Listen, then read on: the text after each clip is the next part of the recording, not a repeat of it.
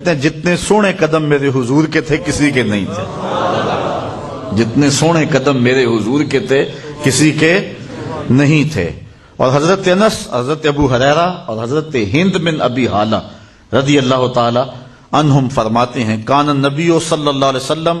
شسن القدمین والکفین، حضور کے ہاتھوں کی ہتھیلیاں اور قدموں کی ہتھیلیاں پر گوشت تھیں۔ ایک صحابیہ ہیں حضرت میمونہ بنت کردم رضی اللہ تعالی عنہا، کہتے ہیں کہ میں اپنے والد کے ساتھ حضور کی خدمت میں حاضر ہوئی۔ جب ہم پہنچے حضور کے پاس تو آقا کریم اپنی ناکہ پہ، اپنی اونٹنی پہ تشریف فرما تھے، تو میرے والد نے آگے بڑھ کے حضور کے پاؤں پکڑ لیے، تو کہتی ہیں کہ میں نے حضور علیہ السلام کی مبارک انگلیوں کی زیارت کی۔ اب سنی حضرت میمونہ بنت کردم کے لفظ، کہتی ہیں فما نسیتو فیما نسیتو طول اصبع قدمہ السبابہ علی سائر اصابعہ، انگوٹھے کے ساتھ والی انگلی کی جو لمبائی تھی نا باقی انگلیوں کی نسبت، کہتی ہیں سال گزر گئے ابھی تک وہ نقشہ ہی نہیں آنکھوں سے جا رہا، وہ حسن اب بھی میری نگاہوں کے سامنے۔ انسان کے ہاتھ کی جو انگلیاں ہیں اس میں یہ درمیان والی انگلی لمبی ہوتی ہے، اور جو پاؤں کی انگلیاں ہیں اس میں انگوٹھے کے ساتھ والی انگلی لمبی ہوتی ہے۔ حضرت میمونہ بنت کردم فرماتی ہیں میں کیا بتاؤں، حضور علیہ الصلوۃ والسلام کے انگوٹھے کے ساتھ والی جو انگلی تھی اس کا حسن ہی نہیں بھولتا ہے۔ یار جس کی انگلیاں اتنی سونی ہیں، جس کے تلوے اتنے سونے ہیں، جس کے قدم اتنے سونے ہیں، اس کا چہرہ کتنا سونا ہوگا۔ اسی لیے وہ کسی نے کہا نا کہ قدموں پہ جبیں کو رہنے دو، قدموں پہ جبیں کو چہرے کا تصور مشکل ہے، قدموں پہ جبیں کو رہنے دو چہرے کا تصور مشکل ہے، جب چاند سے بڑھ کر ایڑی ہے رخسار کا عالم کیا ہوگا، جب چاند سے بڑھ کر ایڑی ہے رخسار کا عالم کیا ہوگا۔ حضور علیہ السلام کے مبارک تلووں کے بارے میں دو طرح کی روایات ہیں، اخمسان کے لفظ بھی ہیں اور لیسا لہا اخمس کے لفظ بھی ہیں،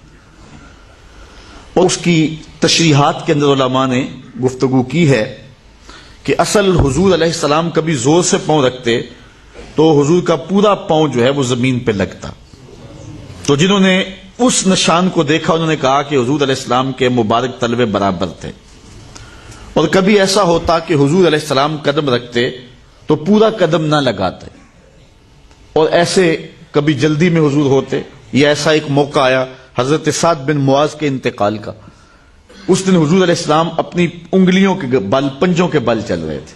تو صحابہ نے عرض کی حضور آج آپ پورا پاؤں نہیں لگا رہے؟ فرمایا مدینے میں میرے سعد کے جنازے کے لیے آنے والے فرشتوں کی بھیڑ اتنی ہے کہ پورا قدم رکھنے کی جگہ ہی نہیں مل رہی۔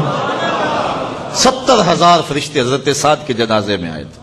اللہ کا عرش بھی جھوم اٹھا تھا حضرت سعد کے جنازے پہ، اللہ اکبر۔ تو حضور علیہ السلام اس طرح چل رہے تھے، تو کبھی حضور علیہ السلام پاؤں لگاتے اور کبھی پورا پاؤں جمتا۔ ویسے حضور کا طریقہ چلنے کا یہ تھا کہ پاؤں خوب جمتا تھا اور اس کا نشان جو ہے وہ زمین کے اوپر پڑ جاتا، بالخصوص اگر کوئی پتھر ہوتا اور آقا کریم علیہ السلام ننگے پاؤں ہوتے۔ تو حضرت ابو ہریرہ سے روایت ہے انہ صلی اللہ علیہ وسلم کان اذا مشى علی الصخر غاصت قدمہ فیہ، تو حضور علیہ السلام کے قدموں کے نشان اس کے اندر ثبت ہو جاتے۔ حضور علیہ السلام کے مبارک قدم کی تلیاں پر گوشت تھیں، اور آقا کریم جب زمین پہ پاؤں لگاتے تو پورا قدم لگاتے۔ حضور نبی رحمت صلی اللہ علیہ وآلہ وسلم کے ایک صحابی حضرت ابو جحیفہ رضی اللہ تعالی عنہ فرماتے کانی انظر الی وبیس ساقیہ، میں حضور کی مبارک پنڈلیوں کی چمک اب بھی تصور میں دیکھ رہا ہوں۔ اعلی حضرت فرماتے ہیں ساق اصل قدم شاخ نخل کرم، حضور علیہ السلام کی پنڈلیاں کرم کے درخت کی شاخیں ہیں،